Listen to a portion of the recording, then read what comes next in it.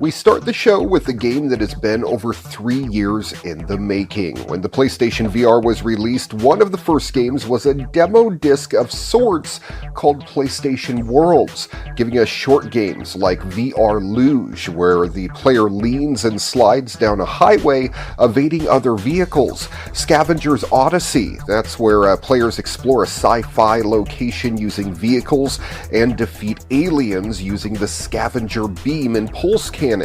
There was also Ocean Descent. Players there descend to the depths of the ocean and observe different marine life. Danger Ball was pretty fun. It was a sports game in which you use your head to hit a ball. And then the London Heist, a first-person shooter in which the player controls a mobster who is tasked with stealing a diamond and is really one of the standout experiences. It showed that AAA quality games were possible on the PlayStation VR, and it left us wanting so much more than its 20 minutes of gameplay gave us. Today, I'm happy to say Sony has released the spiritual successor to the London Heist, and it's now my all-time favorite VR game.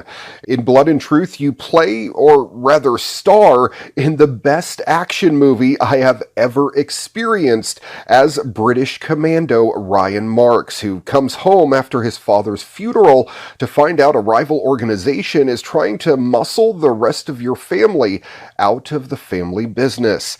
It's never said what that business is, but you get the idea pretty quickly that it's not exactly legal. Now, you can play this with the standard DS4 controller, but really, you want to use the moves, giving you the ability to manually reload your gun, throw grenades, and even climb and crawl during this 6-hour adventure. It really brings you that much closer to actually being in the game. You grab ammo off your chest to reload your weapons, and you can even flick the double-barrel shotgun and revolver closed after you put in the ammo. If you remember the awesome firefight on the highway from the London Heist, then you'll be happy to know that they start this game with that level of excitement, with an equally heart-pounding car chase in just the first few minutes of the game. If you have ever wanted to feel like you were part of a James Bond, Jason Bourne, or even Die Hard movie, then this is what you've been waiting for. Blood and Truth has a great storyline full of some of the best character animation I have ever seen, even if it was getting really close to the uncanny valley in places. The whole world feels full of life, and they vary the action so things never actually get boring for you, and you're always looking forward to what kind of new experience is around the corner. From gunfights in many locations, to jumping off a crane high above the city, to picking locks, hacking security panels, climbing the side of a building, and crawling through air ducts, it was so thrilling and well put together that I didn't even once care that this is essentially a rail shooter. There is little to no free movement, and I didn't mind one bit. I see games as interactive movies. One of the only things that I hate about movies is that the good ones have to end.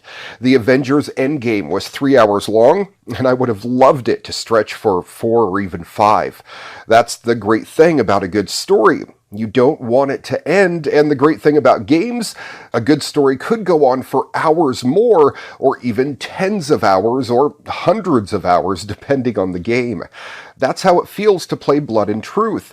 It's a great, amazing story that you live through, and you don't want it to end. You have to see what's around the next corner, and your heart pounds like a kid for the first time in a candy store for the whole ride.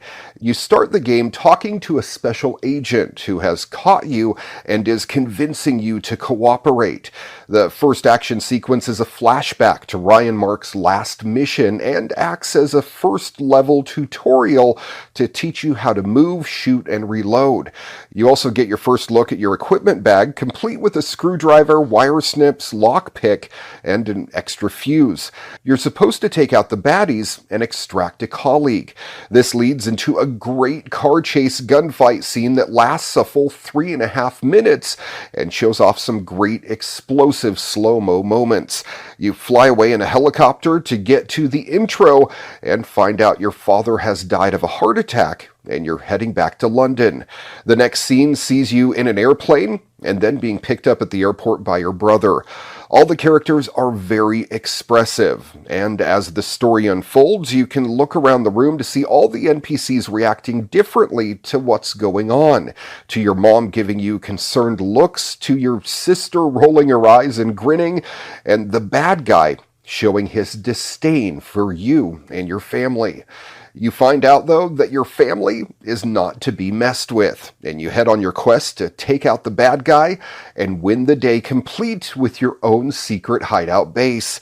This is where you learn to paint your guns and switch them out for others in your inventory, and they even give you a gun range to test everything out. The move controllers really help make this a great game. Aiming feels natural, and I imagine pretty realistic to how well you can aim a real gun in the real world. The first mission is to infiltrate a casino and look for the boss. Your family serves as your support crew and allows you to listen in on the security radios.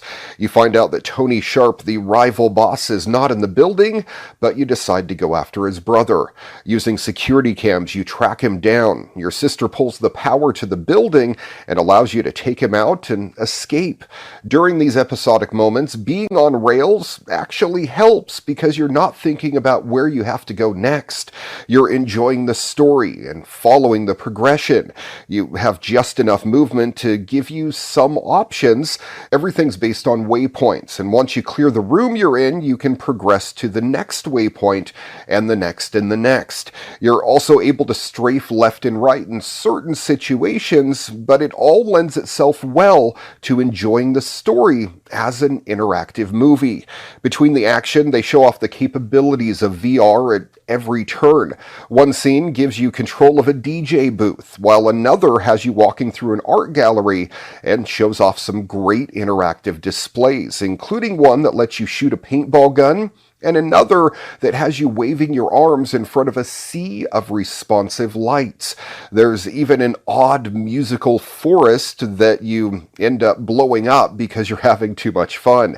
There's even a few creepy moments to break up the action.